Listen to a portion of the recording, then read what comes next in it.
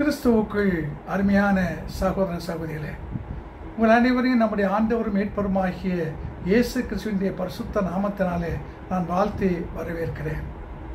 இன்றைக்கு கருத்து கணிப்புகள் என்பதை பற்றிய ஒரு தியானத்தை அல்லது ஒரு சிந்தனையை உங்களோடு பகிர்ந்து கொள்ள விரும்புகிறேன். பொதுவாக உலகத்தில் பலவிதமான கருத்து கணிப்புகள் சொல்லப்படுகின்றன. குறிப்பாக தேர்தல் காலத்தில் கருத்து கணிப்புகள் ஏராளம் சொல்லப்படுகின்றன.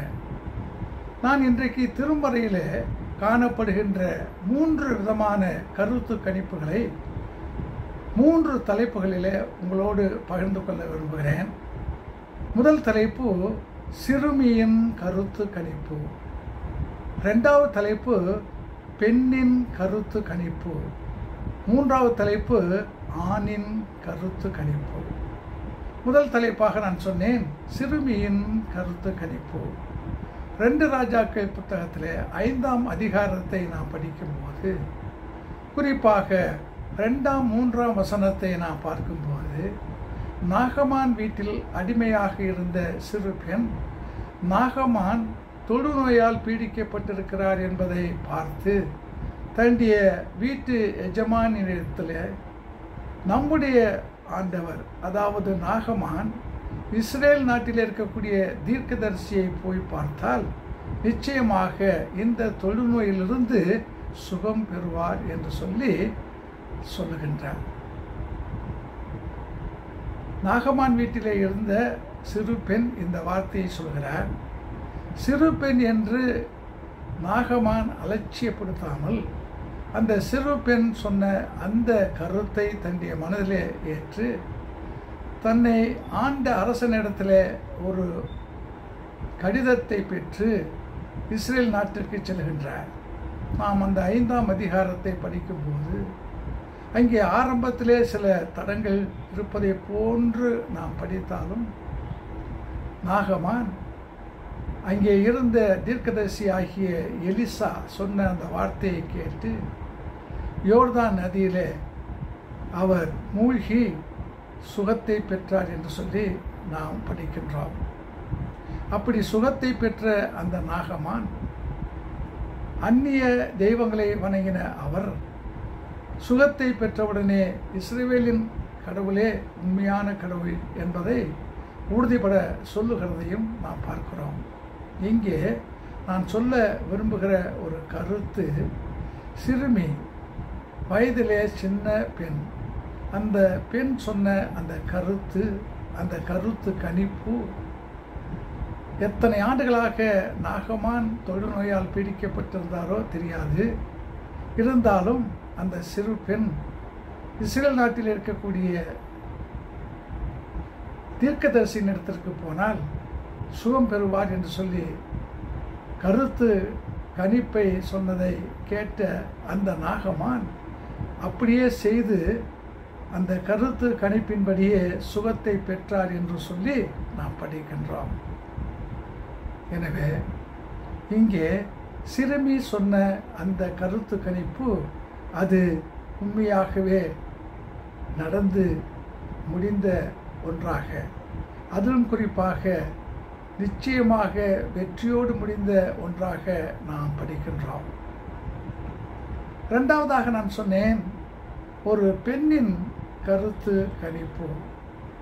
மார்க்கு 5ஆம் அதிகாரத்தை நாம் படிப்போம் என்றால், குறிப்பாக 27ஆம் வசனத்தில் நாம் பார்க்கிறோம், ஒரு பெண் 12 ஆண்டுகளாக பெரும்பாடு என்ற நோயினாலே பாதிக்கப்பட்டு மிகவும் சிரமப்பட்டு பல வைத்தியர்களை சந்தித்தும் தன்னுடைய சொத்தையெல்லாம் கூட அந்த வைத்தியத்திற்காக செலவிட்டும் பயனில்லாமல் அந்த நோயினுடைய கொடுமை அதிகப்பட்ட நிலையிலே இருக்கிறார். அப்படிப்பட்டவர் இயேசுவை குறித்து கேள்விப்படுகிறார். இயேசுவை குறித்து கேள்விப்பட்ட அவர் கேள்விப்பட்டதை அப்படியே நினைத்து மறந்து விடாமல் அவர் என்ன செய்கிறார், தனக்குள்ளாக ஒரு கருத்து கணிப்பை வைக்கிறார். நான் இயேசுவினுடைய ஆடையை தொட்டால் எனக்கு சுகமாகும். யோசித்து பாருங்கள், 12 ஆண்டுகளாக பெரும்பாடு, பல வைத்தியர்கள், பல மருந்து மாத்திரைகள், சொத்தையெல்லாம் இழந்து எந்த பயனுமில்லாத ஒரு காலகட்டத்தில் இந்த பெண் செய்கின்ற ஒரு முடிவை, அவள் எடுக்கின்ற ஒரு கருத்து கணிப்பை பாருங்கள். நான் இயேசுவின் ஆடையை தொட்டால் எனக்கு சுகமாகும்.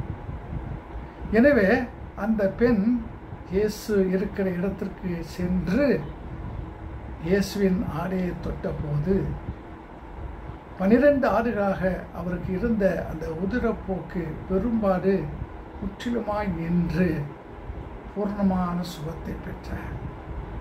இந்த பெண் தனக்குத்தானே ஒரு கருத்து கணிப்பை வைக்கிறார்.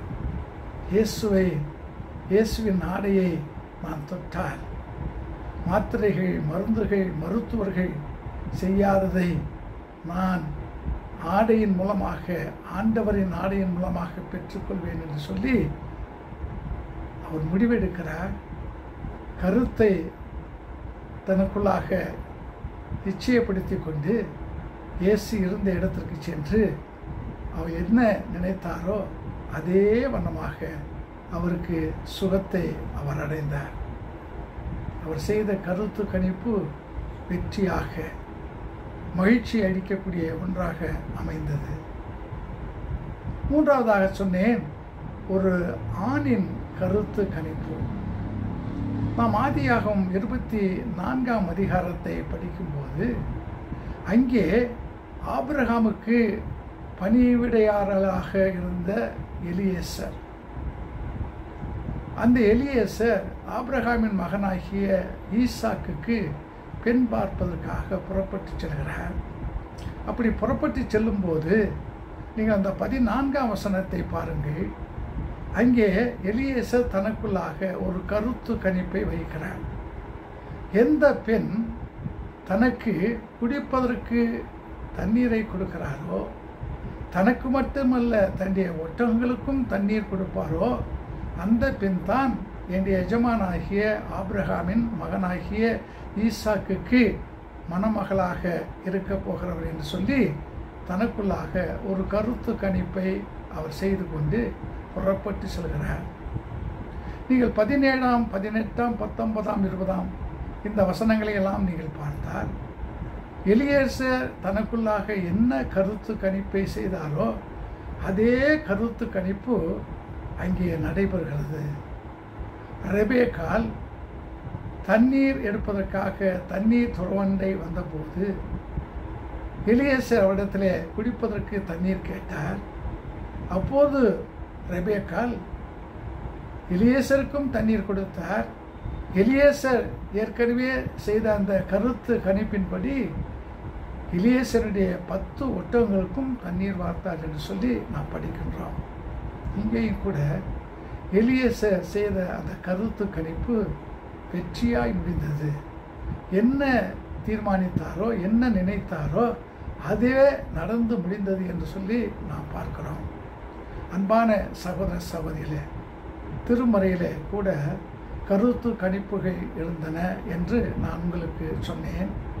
எனவே நாம் கருத்து கணிப்புகளை சரியான முறையிலே செய்தால் நிச்சயமாக அந்த கருத்து கணிப்புகள் நமக்கு உறுதியாக வெற்றியை கொடுக்கும்.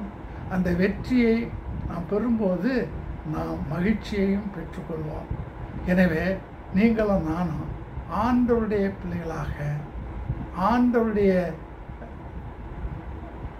மகனாக, மகளாக நம்முடைய வாழ்க்கையில் ஆண்டவரை நம்பி பல காரியங்களை நாம் கருத்து கணிப்பாக தீர்மானிப்போம். சிறுமி சொன்னது, ஆண்டவருடைய தீர்க்கதரிசியின் இடத்திலே போங்கள். அதே போன்று அந்த பெண் செய்த கருத்து கணிப்பு இயேசுவை நோக்கி போக வேண்டும். மூன்றாவது கருத்து கணிப்பு, நீங்கள் எலியேசருடைய வாழ்க்கையை பார்த்தால் ஒவ்வொரு காரியத்தை செய்வதற்கு முன்னதாக கர்த்தர் கர்த்தர் கர்த்தர் என்ற அந்த வார்த்தையை அவர் அதிகமாய் நினைக்கிறார். எனவே கர்த்தரை நம்பி நீங்களும் நானும் கருத்து கணிப்புகளை செய்யும்போது அது நிச்சயமாய் வெற்றியாய் முடியும், நமக்கு மகிழ்ச்சியையும் கொடுக்கும். ஆண்டவர் நம்மை ஆசீர்வதித்து காப்பாராக. ஆமென்.